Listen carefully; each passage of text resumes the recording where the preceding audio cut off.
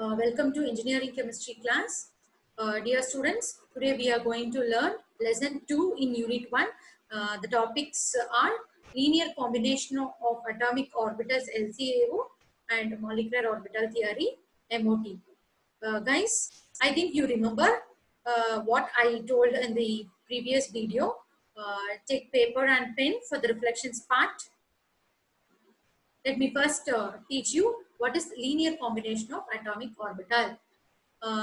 As per this method, the formation of orbital is due to linear combination of atomic orbitals. That is, it will add or subtract. Addition or subtraction will take place. Then these atomic orbitals combine to form a molecule. Consider two atoms A and B, which have atomic orbitals described by the wave functions psi A and psi B. If the electron cloud of these two atoms combine, then we can obtain the wave function for a molecule by the process called linear combination of atomic orbitals psi A and psi B, where the psi molecular orbital is equal to psi A plus or minus psi B. As I told, we will get two molecular orbitals. One is bonding molecular orbital, another one is anti-bonding molecular orbital. When the addition of wave function takes place, the type of molecular orbitals formed are bonding molecular orbital. They have lower energy than atomic orbitals involved. It is similar to the constructive interference occurring in phase, because of which electron probability density increases, resulting in the formation of a bonding orbital. We can then anti-bonding molecular orbital. When molecular orbitals form by the subtraction of wave function, the type of molecular orbitals formed are called anti-bonding molecular orbital. They have higher energy than atomic orbitals. It is similar to destructive interference occurring out of phase, resulting in the formation of anti-bonding molecular orbitals. Therefore, the combination of two atomic orbitals results in the formation of two molecular orbitals. They are bonding and anti-bonding molecular orbitals.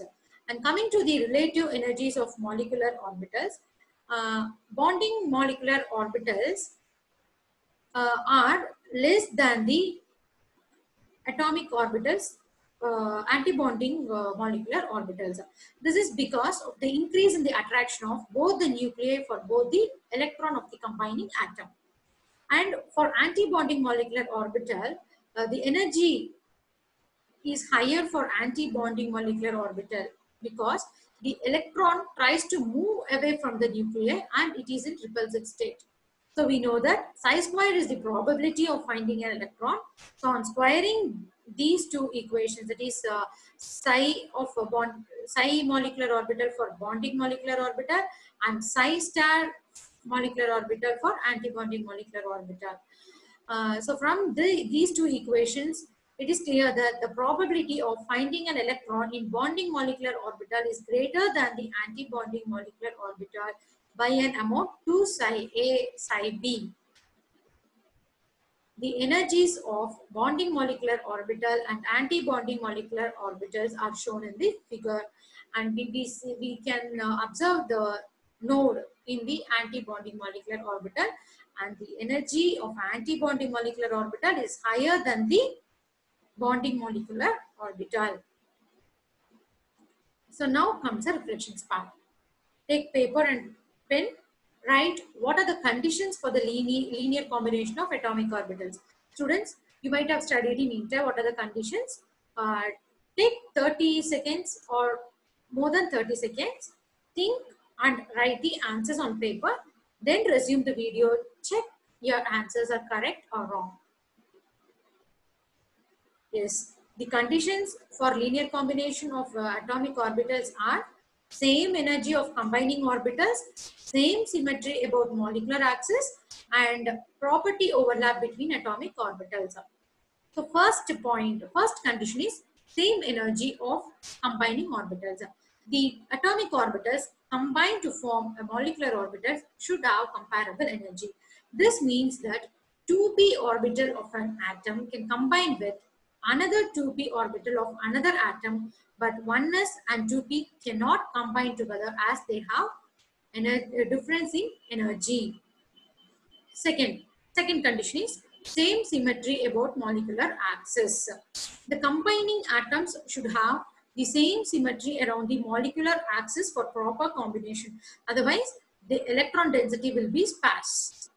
For example, all the suborbitals of 2p have same energy, but still 2pz orbital of an atom can combine only with 2pz orbital of another atom, but it cannot combine with 2px or 2py as they have a different axis of symmetry. In general, the z-axis is considered as the molecular axis of symmetry. And third condition is proper overlap between atomic orbitals. The two atomic orbitals being combined to form molecular orbital if the overlap is proper. Greater the extent of overlap of orbitals, greater will be the nuclear density between the nuclei of the two atoms. The condition can be understood by two simple requirements. For the formation of proper molecular orbital, proper energy and orientation are required. For proper energy, the two atomic orbitals should have same energy, and for the proper orientation, the two atomic orbitals should have proper overlap. What I told, the atomic orbital should have proper overlap and the same molecular axis of symmetry. So you see in this example.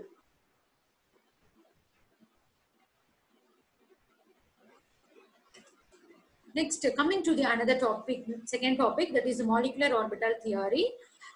We know that valence bond theory fails to answer certain questions like why helium molecule does not exist and why oxygen is paramagnetic.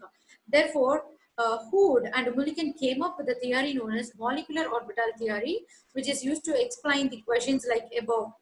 So according to molecular orbital theory, individual atoms combine to form molecular orbitals as the electrons of an atom are present in various atomic orbitals and are associated with several nuclei.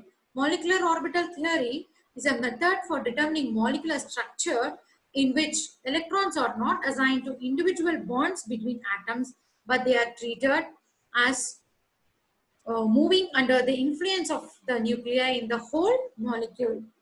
So the postulates of molecular orbital theory are, the first postulate is the two atoms combine together, interact and forms a bond. All the atomic orbitals can either mix together to form a new orbital called molecular orbital. The molecular orbitals are formed by mixing of the atomic orbitals of same energy level and symmetry and proper symmetry. After the formation of molecular orbital, the atomic orbitals lose their identity. And each and every electron present in the molecular orbital belongs to all the nuclei of the molecules. When atoms have atomic orbitals with one nuclei and molecules have molecular orbitals with n number of nuclei. Thus, atoms are monocentric while molecules are polycentric. The number of molecular orbitals formed is equal to the number of atomic orbitals mixing. Molecular orbitals can be bonding, anti-bonding and non-bonding orbitals. Bonding molecular orbitals are lower in energy than the corresponding anti-bonding orbitals. So each molecular orbital is described by the wave function psi, and they are associated with a set of quantum numbers.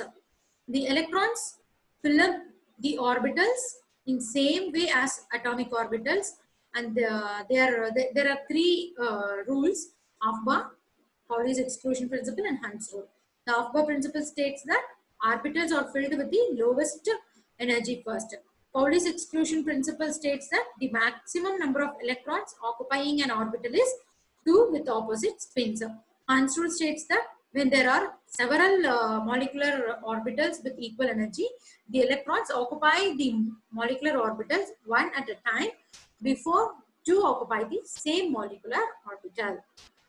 So coming to the summary, we have seen what are bonding and anti-bonding molecular orbitals, relative energies of molecular orbitals, and the three conditions for the linear combination of atomic orbitals, and the postulates of molecular orbital theory. Thank you, students. I hope you understand.